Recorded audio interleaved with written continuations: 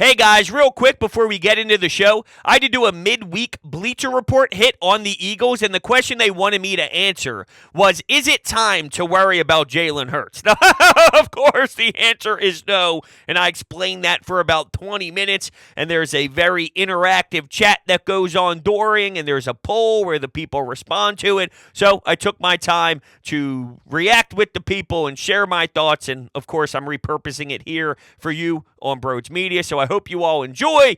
And hey, thumbs up, subscribe, do all the cool YouTube stuff. I appreciate it. I love you guys to death. We'll be talking soon. Hello, everybody. Welcome on in. We have a very interesting debate today in regards to your 2-0 Philadelphia Eagles. And I keep my ear on everything. I listen to see what the outside noise is, and even some things here in Philadelphia, media outlet-wise or fan base-wise, and not everyone is satisfied with the way that the offense has looked under Jalen Hurts and Brian Johnson. And reasonably so, right? We expected to see firepower. We expected to see A.J. Brown, Devontae Smith, Dallas Goedert. One of the games, Dallas Goedert's a non-factor. And the other game, A.J. Brown is completing on the sidelines, even though the team was super dominant on the ground running with DeAndre Swift. I didn't necessarily love the way he went about business. If you remember last year, Devontae Smith early on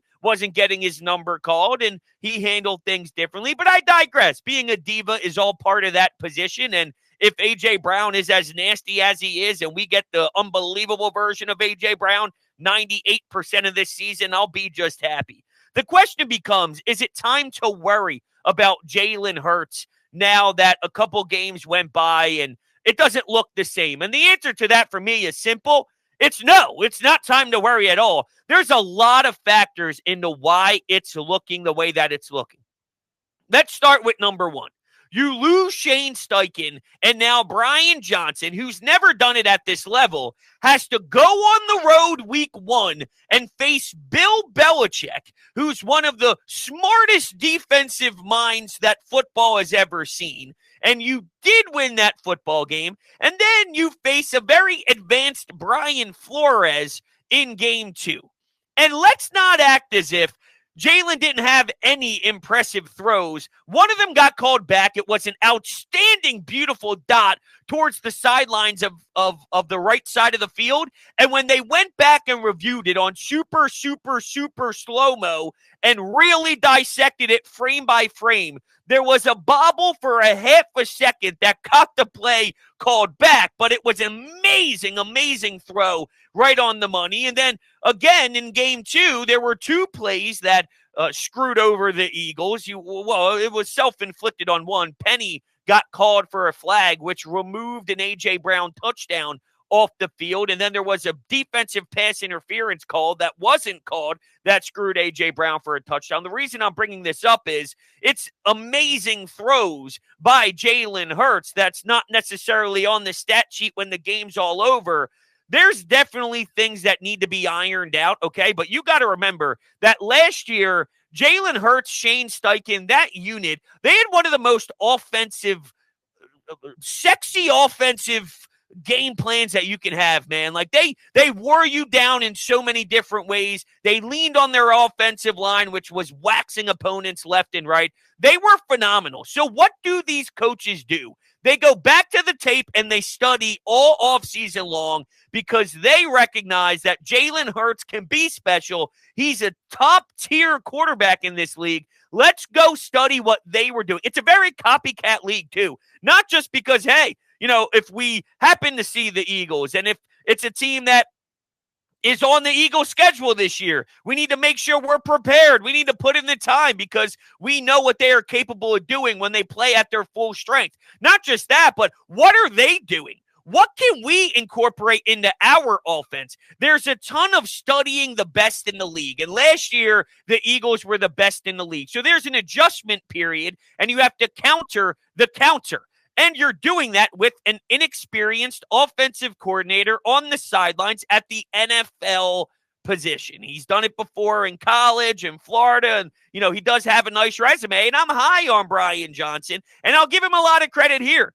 when the run game is as dominant as it is, it's easy in today's era to get pass happy when things are going well. I'm saying even in the run game, if the run game's going very smooth and you're doing a great job, knowing you want the pass game to get going, it's probably easy to lose track of continuing to run the rock, playing a very blah style of football. That's not what appeals in today's game. You want the flashiness. You want airing it out. You want to move the chains 20, 30 yards, explosive plays. Hell, that's one of the big checklists that Nick Sirianni has each game. One of them is we want to win the explosive play battle. So it's obvious that it's a focus, but Brian Johnson didn't lose sight of that. Let's make sure we hunker down and do what we need to do to win this ball game. Jalen Hurts having some interesting keepers that makes him take a sack, and he took a couple sacks that got them at a field goal position. Like, I'm not saying the guy's perfect. He has made his mistakes, but let's look at arguably the top quarterbacks in the league right now. How's Joe Burrow doing? And by the way, I think Joe Burrow is phenomenal. I think Joe Burrow is going to be fantastic, and he'll get out of this rut. Cincinnati struggled to get out of the gates sharply last season. Look what they were able to do after that. Now, I don't think that you could live like that every single year and start 0-2 and have to climb from when you're behind. I used to complain all the time with Doug Peterson that, yeah, sure, he rallied the troops and Nick Foles and all that stuff was great, but how come we're 3-6? How come we're 2-5? You can't live that way. I'm just spitballing numbers, but you can't live that way all the time. I feel that strongly about the Cincinnati Bengals. With that said, though, to tie it back to Jalen Hurts, Joe Burrow is amazing. He's going through the beginning of the season struggles. It's a totally different beast now that you don't see live action until week 1. So you're not getting the hit the same way. You're wearing a red jersey at practice. Your full time or your first time of fully experiencing what it's like to play NFL action again. The last time you saw it was at the end of the Super Bowl. The last time you saw it was months and months and months and months ago. It takes time to adapt. How did Pat Mahomes and that offense look against the Jacksonville Jaguars? The fact that the Eagles are 2-0, I'm not hitting any panic button whatsoever. So that brings us to the poll. And the poll question is it time to worry about Jalen Hurts? And I am very proud of the results so far. We have a 100% no, it is not time to worry. And that is the exact way you should be approaching it. It says here, Francis in the chat says he will be just fine once Brian Johnson gets it together. And I agree with you. Look, I think maybe Nick Sirianni has to talk to Brian Johnson because there are times where they are very soft in the way they're attacking. It's 3rd and 10. It's 3rd and 9. Well, let's run it and then punt it. Let's play the field position game. And, it does make me upset that I heard Nick Sirianni speak to the media, and I'll put my hands up and acknowledge that I probably dissect things a little too heavily, and maybe this falls into that category. I'm admitting that before I continue. So maybe you all can help me out in the chat and let me know if I'm overreacting. But one of the things that Nick Sirianni stressed with this offense and Jalen Hurts and Brian Johnson is they're giving you stuff. The other team's defense is giving you certain things on the field. They are taking what they are given. And while I think that is a fine way about going with your business here, it's decent. If you're going to be a top dog, don't you push down on the pedal and force other teams to adjust to how special your offense is. For example, when Pat Mahomes, Travis Kelce, and whatever studs they have in the backfield, Pacheco or Edwards-Helaire, and then you get some speed guys. Could you imagine this offense with Tyreek Hill? Imagine the day they had that. I mean, it's pretty ridiculous and absurd. But anyway, you throw anybody out there with Pat Mahomes, and the scary thing is, you always have to be aware because they can do damage no matter what. They dictate it. They're in control. I don't like the idea long-term of take what they are giving you. No. I want to be the aggressor. I want to be so dominant that the other teams are afraid. I don't want to live by taking what is given. You know what I'm saying? Like, there's times where I can approve of that, and there's definitely possessions where that makes sense. If you're up big and you want to churn the clock and You want to keep the ball in your possession and milk 5, 6, 7 minutes long sustained drives. Lean on your offensive line, which is what is special about this team. Kelsey, Lane Johnson, Landon Dickerson. Let it be known that it's going to be very difficult for you to get the ball back. There's times where I'm totally okay with living and dying 3 yards here, 4 yards here. Let's move the chains. Let's milk it a bit. And at that point, they're probably not even letting you do that. You're dictating it, and that's great. There's multiple different ways that can look. So maybe that was a bad example. Maybe it was a good example. All I know is I was a tad upset inside when I heard him say that, and it seems that, okay, we have some individuals in the chat that agree with me that I'm on the right path here. Well, thank you very much. Thank you very much. Hector brings up the fact that Pat Mahomes doesn't seem to be doing much in these first 2 games either. Jalen is fine. Season just started. I love it. I'm glad everyone's on the same page here. This is such an interesting dynamic to have this much talent. And with a new OC, with high aspirations, you want to go win the Super Bowl. If the ceiling on this team was a wild card team, a 9-win team, a 10-win team, well, then there's a different way of viewing. We're viewing with, we want to go win a championship. And there's nothing wrong with that. I love having that agenda before the season begins. I want a real, legitimate shot to hoist the Lombardi trophy again. Howie Roseman has done everything in his power. Now, there's a lot of injuries, and if I'm him, I have to start making some calls because Avonte Maddox is now down. You lost Nakobe Dean earlier, Sean Bradley, Zach McPherson, who would have been the alternative to get slotted into the slot. Now it's Goodrich. What do you do with Bradbury? He was banged up. He had the concussion protocol. You lost a lot there. It was all over the map, and Howie now has to get creative. I don't know if all the options are in-house. Like Nick says, that seems more coach speak than anything else. You have to be proactive right now. You can't wait. Although I do think that there's some decent options to hold the fort down for a couple weeks with my vision of going all the way. Well, then, yes, I need more change and I need more additions. With that said, though, I think you lose sight of the now and you lose sight of what's happening with other teams around the league when your goal is always championship, meaning that the team now isn't what the team is in January. It's not what the team is in February. It's not what the team is when you're 14 weeks into the season. The fact that while you're figuring things out and you have question marks and you're trying to reestablish a new identity with a new coaching staff, you lost your DC too. So you lose your OC, your DC. There's a lot of rebranding in the work. And yes, you could qualify this or quantify it as ugly wins, more so the first game than the second game. The second game, you run for 170-plus yards with DeAndre Swift, and you annihilate them in the ground. That wasn't really ugly. It just wasn't a passing style. You did it in a different way, but, man, you wanted it more than them, and you did everything in your power to excel, and you showed why you're way better than the Minnesota Vikings. You created turnovers. This defense will swarm you. Okay, someone like Edmonds, who gets slotted in there. We have no idea what his role is going to be. And he hits Justin Jefferson. Now it's a touchback instead of a touchdown. Talk about a major swing. You kick a field goal right before half, 61-yarder. Remember, the year they won the Super Bowl, they were 1-1, and then they played the New York Giants. It came down to a massive monster field goal from deep. You win that football game, bang, you take off, and then you become the eventual Super Bowl champions. It wasn't outstanding week 1 and week 2 that year. You can't lose sight of winning games while going through the ups and downs and the wild roller coaster rides. Last year, maybe we not got lucky as a fan base because we deserve that and we earned that. But it was so easy. They just won every week, no matter what. They found a way to win. And you know what?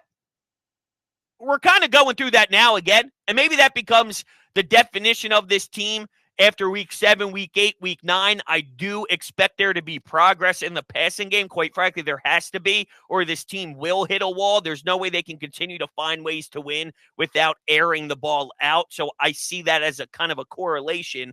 But last year, all they did was win.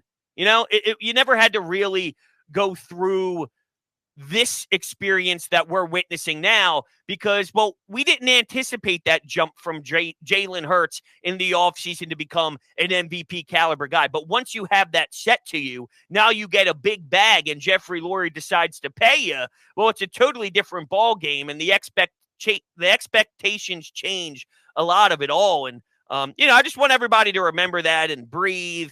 Take a little bit of a relaxation pill and recognize that there's a journey to this. I'm hungry just as everybody else is when it comes to a championship.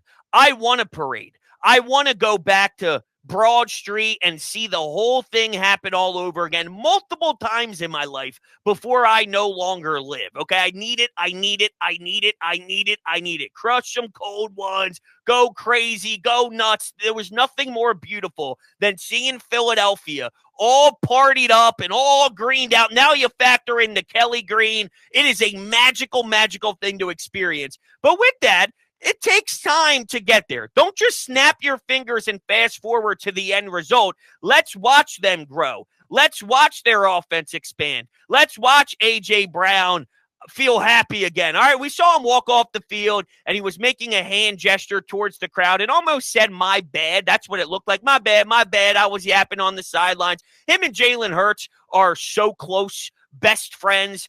No bond will be broken over a game where he doesn't get as many targets as he would necessarily love. I got no issues at all with what happened. If it gets anywhere farther along, then maybe I'll start to worry more. But as for right now, I'm okay, and I'm not going to cry about it at all. Now, we doubled how many votes we had in the beginning of our poll here. Is it time to worry about Jalen Hurts? And it's still sitting at 100%. So just let you all know. I want to let you know that I have a huge smile on my face, and this makes me proud because overreaction is real.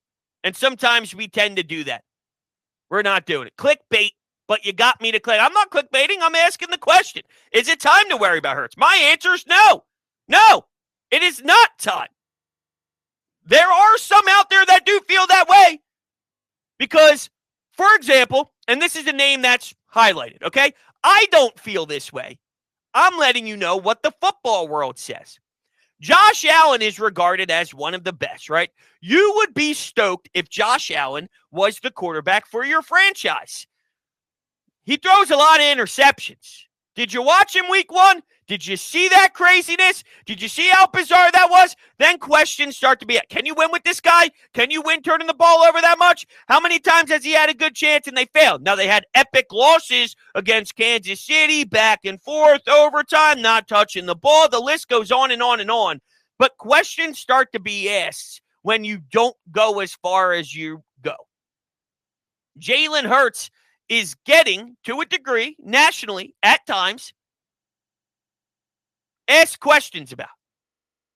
All right, was it a one-year thing? Was it not? Same with Lamar Jackson. This is what happens.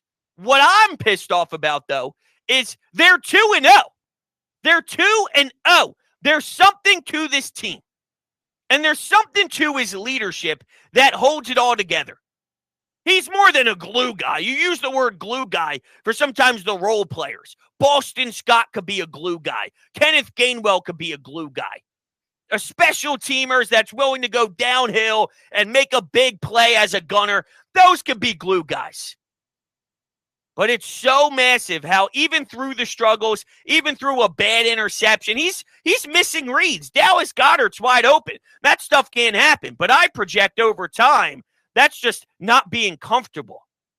When he gets more snaps, when you're 4 or 5 games into the season, when you're already working through a new offense for multiple games in a row, well, your timing gets down.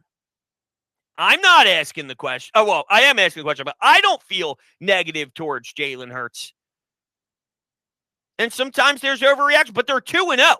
And while they're 2-0 because the defense does create turnovers, and they do, Jalen Hurts, he's the one with the rock in his hands.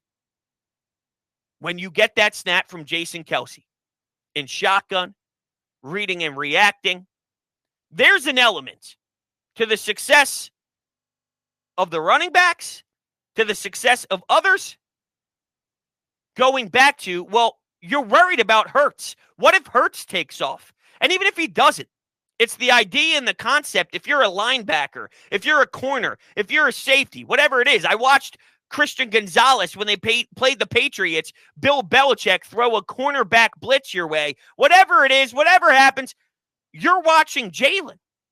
And if he hands it off and that run goes for 20, if that's Mac Jones handing it off, well, it's a completely different dynamic.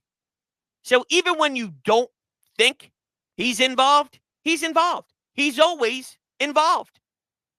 That's what makes me appreciate him, and I feel good about him, and I feel good about this Monday. I feel good about this team. They're injured. That's scary. I feel good about a healthy Eagles. They are injured, which does get me uncomfortable. But Jalen Hurts doesn't get me uncomfortable. And that, my friends, that's the moral of the story. I want to appreciate everybody who hung out in the live stream. I really appreciate you all. Fantastic time chatting. I find it so much fun to read what you're thinking as I'm going through my thoughts. It seems like we are on the same page with a lot of this. Yeah, 2-0. I mean, I think we're in good hands. Appreciate y'all. We'll be talking soon. Have a great rest of your day.